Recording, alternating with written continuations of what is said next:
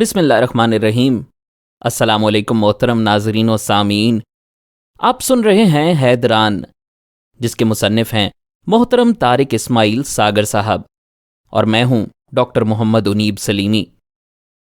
इस किताब का हर अस्करी नाम, किरदार, वाक़या और मकाम 100% दुरुस्त, मुस्तनद और नाकाबिले चैलेंज है।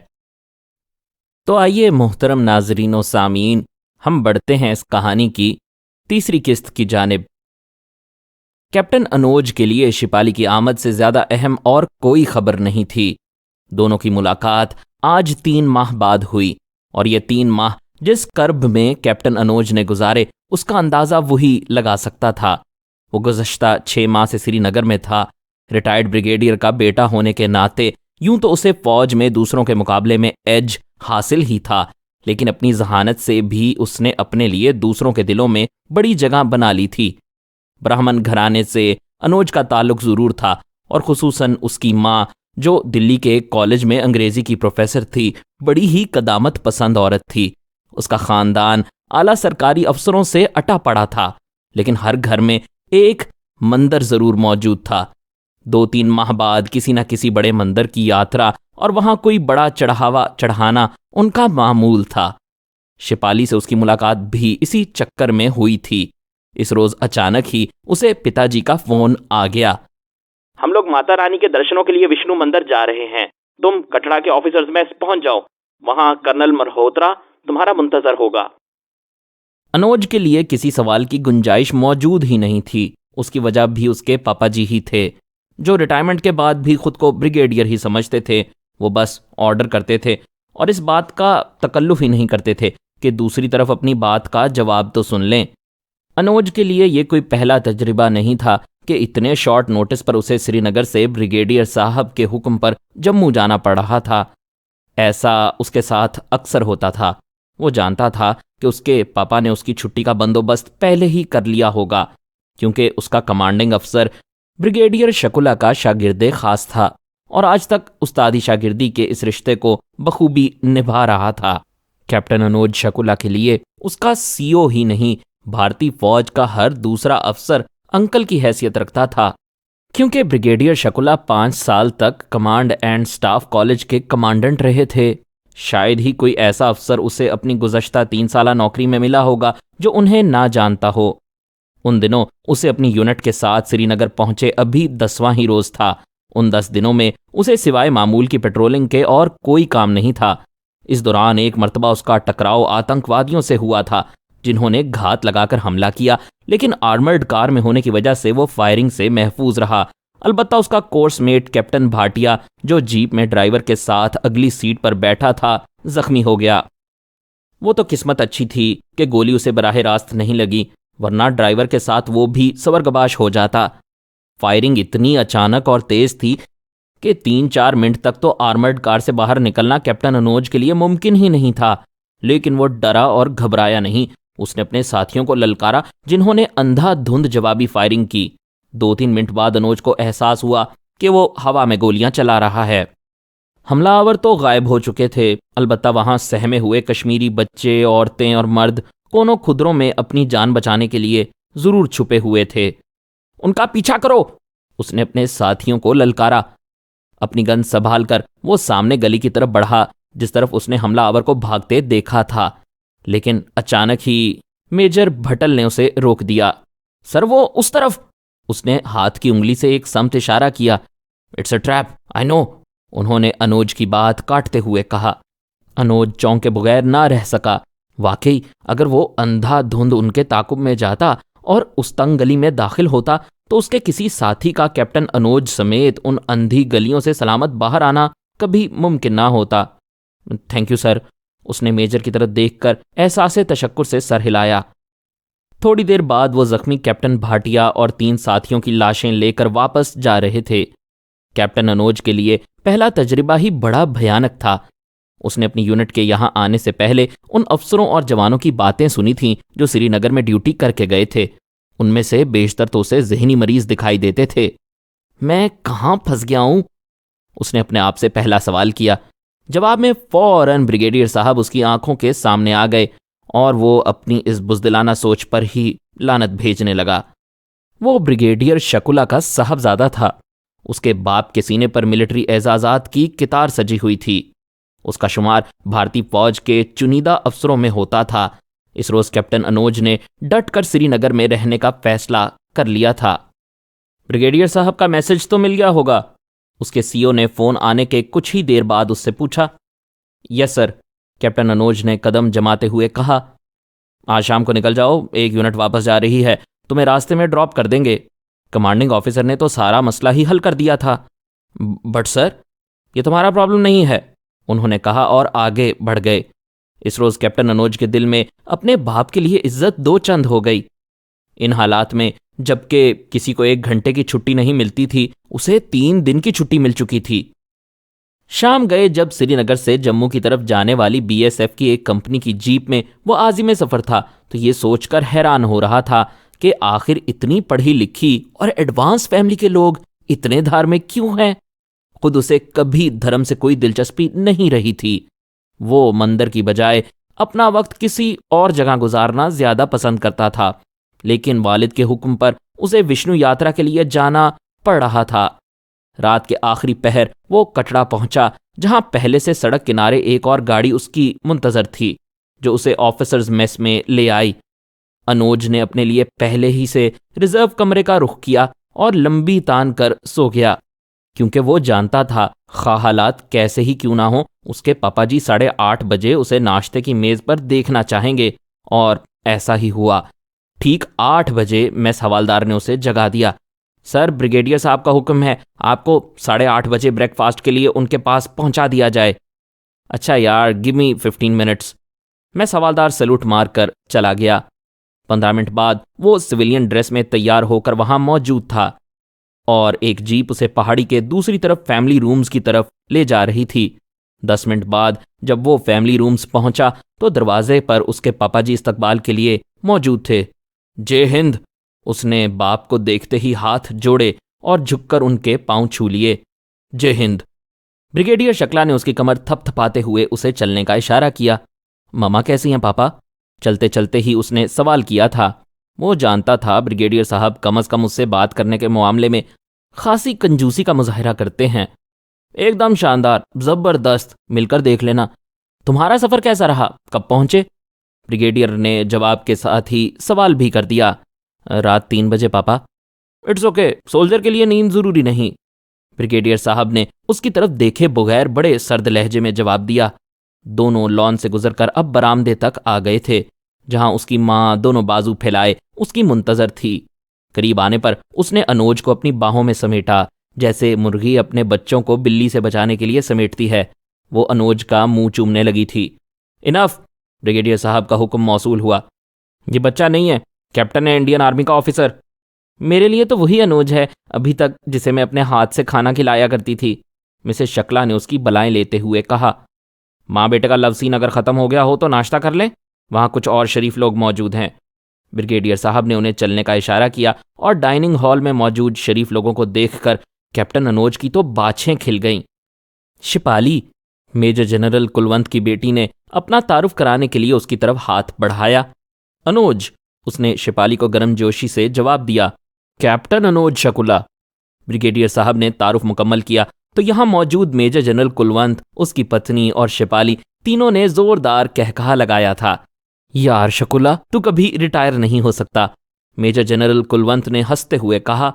सिर्फ यूनिफॉर्म उतारी है सर, बाकी सब कुछ तो वैसा ही है, मिसेस शकुला ने मुस्कुराते हुए कहा।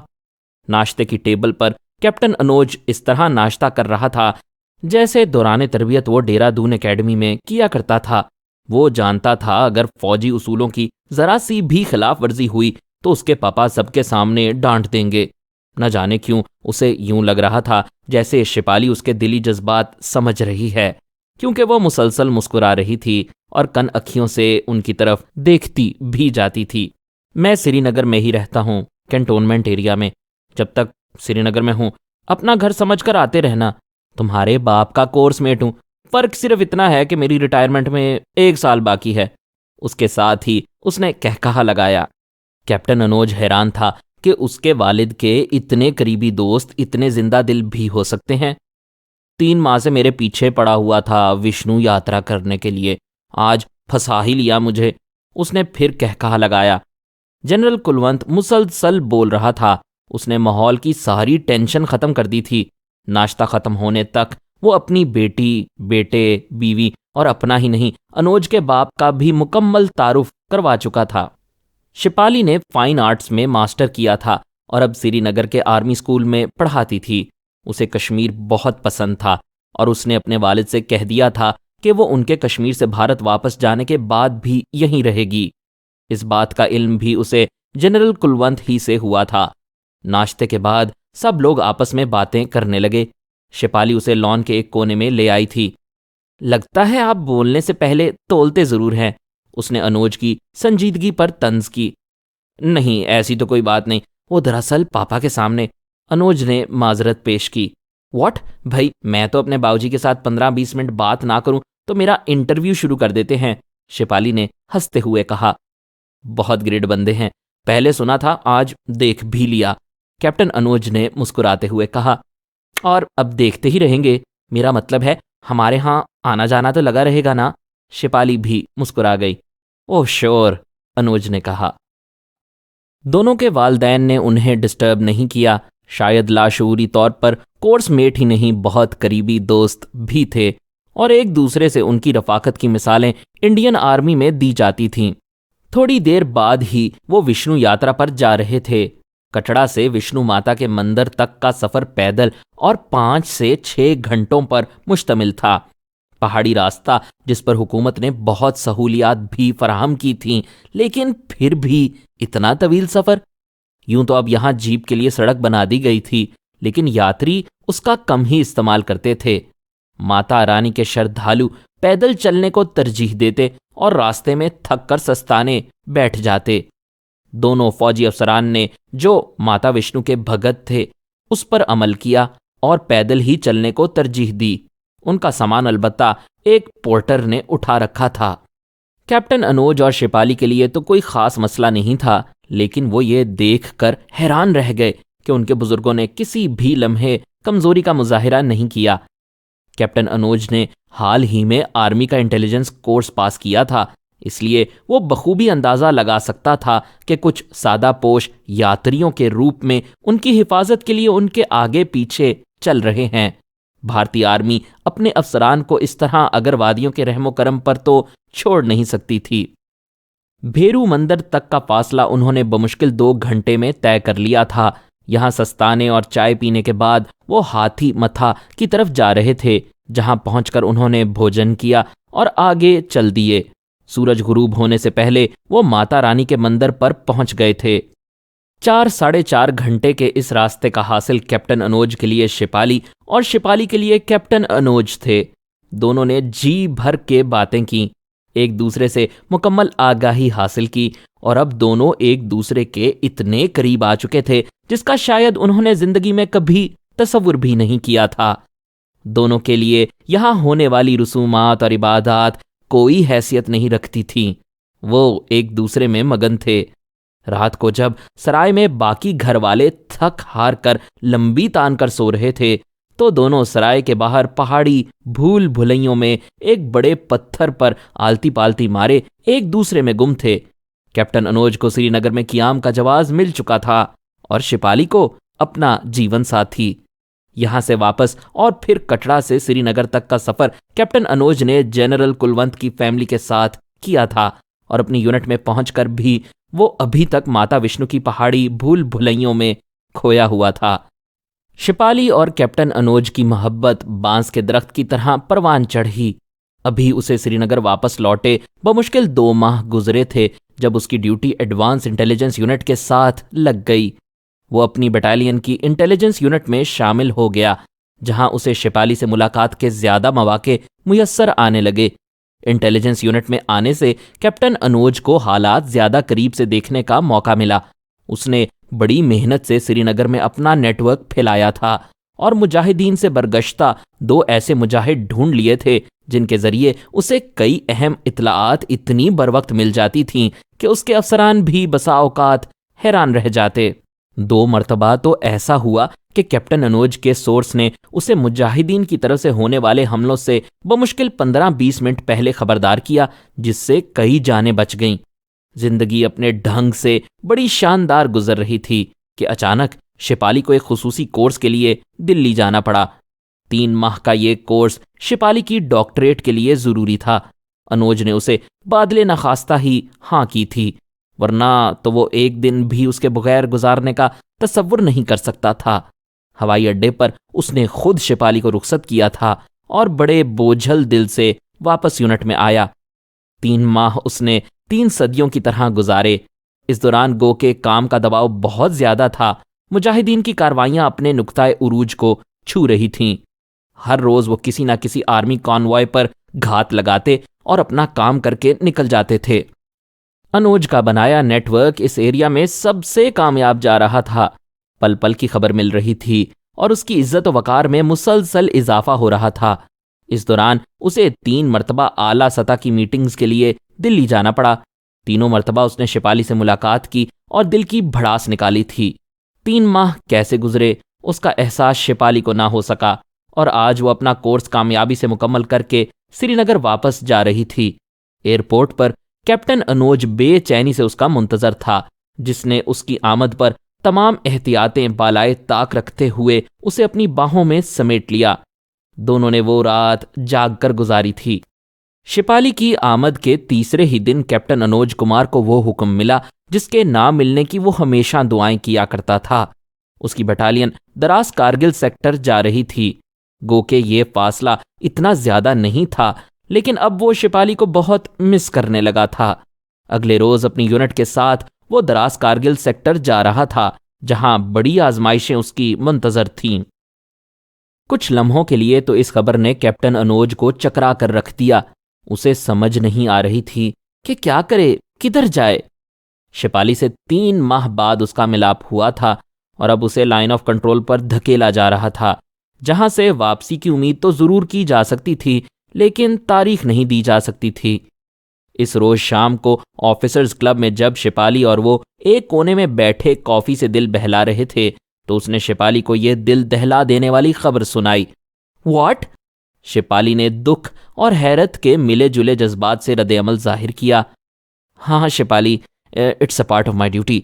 सोल्जर हुक्म का ताबे है। अगर मुझे नरक में छलांग लगाने का हुक्म मिले तो मैं वहां भी कूद जाऊंगा, उसने तअस्सुब भरे लहजे में कहा। शिपाली इसकी महबूबा जरूर थी, लेकिन थी जनरल की बेटी। इस मरहले पर वो अपने महबूब को कमजोर नहीं देखना चाहती थी। बी ब्रेव, उसने अनुज की आंखों में झांकते हुए कहा। तुम जहां कहीं भी रहो, मेरी धड़कनों में बसे रहोगे। हर लम्हा मेरे दिल के नजदीक रहोगे। यहां, उसने अपने सीने पर हाथ रखकर उसकी तरफ झुकते हुए कहा। और तुम भी शिपाली, मैं तुम्हें बहुत मिस करूंगा। मुझसे रोजाना फोन पर बात करना और जब भी मौका मिला मैं तुमसे मिलने आया करूंगा। कैप्टन अनुज संभल गया था। तुम ही क्यों? Why not me? शिपाली ने कहा। नहीं शिपाली, तुम जानती हो यहां हालात अच्छे नहीं। आर्मी के लोग तो बिल्कुल गैर महफूज हैं। पाकिस्तानी इंटेलिजेंस ने हमें दीवार से लगाने का मुकम्मल इंतजाम कर लिया है शिपाली, कैप्टन अनुज ने उसे समझाया। नहीं अनुज, मैं जनरल कुलवंत की बेटी हूं, इन बातों से डरने वाली नहीं, शिपाली ने उसकी बात काटते हुए कहा। बी प्रैक्टिकल, अनुज ने तंजिया मुस्कुराहट उछाली। अनुज प्लीज कभी गिव अप ना करना। शिपाली कुछ सीरियस हो रही थी। शिपाली, कैसी बात कर रही हो? मैं भी ब्रिगेडियर शकुला का बेटा हूं। अनुज के जवाब से शिपाली को महसूस हुआ जैसे वो भी सीरियस हो रहा है। छोड़ो यार, किस चक्कर में पड़ गए हम दोनों। चलो, जो वक्त मिला है उसको एंजॉय करें। वो कैप्टन अनुज का हाथ पकड़कर डाइनिंग रूम में आ गई, जहां फौजी अफसरों की बेगमात और महबूबाएं एक दूसरे की बाहों में बाहें डाले मसरूफे रक्स थे। दोनों उसका हिस्सा बन गए। कैप्टन अनुज को दराज रवानगी के वक्त मिसिस कुलवंत और शिपाली दोनों मिलने आई थीं। उन्होंने जनरल साहब की तरफ से उसे शुभकामनाएं भी पहुंचाई थीं। सुबह ब्रेकफास्ट के बाद दरबार हुआ, जिसमें सीओ ने उन्हें ब्रीफिंग दी और फिर यूनिट दराज की तरफ रवाना हो गई। अप्रैल का आगाज था। मौसम खुलने लगा था। दरख्तों पर सुर्ख रंग के पत्ते अपनी बहार दिखा रहे थे और कश्मीर के चिनार दिन की रोशनी में सूरज की तरह दमकते दिखाई देते थे। यूनिट को इस बात की कदरे खुशी थी कि कम से कम उन्हें हड्डियों में गूदा जमा देने वाली सर्दी का सामना नहीं करना पड़ेगा। ये बात तो उनके वहमो गुमान में भी नहीं थी कि आगे किस तरह के हालात और मौसम का जबर उनका मुंतजर था। दराज तक का सफर बखैरियत गुजरा था, लेकिन सिर्फ उनके लिए, और उसकी वजह थी यूनिट के इंटेलिजेंस विंग के हिफाजती इकदामात। कैप्टन अनोज कुमार शकुला ने एक रोज पहले ही एडवांस पार्टी भेज दी थी, जिससे मुसलसल रेडियो राबिते के बाद इख्तियार करदा हिफाजती इकदामात ने उनका सफर महफूज कर दिया था, वरना तो उनसे पहले जाने वाले और बाद में आने वाली हर रेजिमेंट को कहीं ना कहीं कश्मीरी मुजाहिदीन ने एंगेज जरूर किया था। मजीद अक़सात सुनने के लिए हमारे चैनल को सब्सक्राइब कीजिए, बेल आइकन को क्लिक करें ताकि आपको हमारे नए अपलोड्स के मुतालिक नोटिफिकेशंस मिलती रहें। हमारी वीडियोस को लाइक और शेयर करें और कमेंट सेक्शन में हमें अपनी राय से आगाह करते रहें।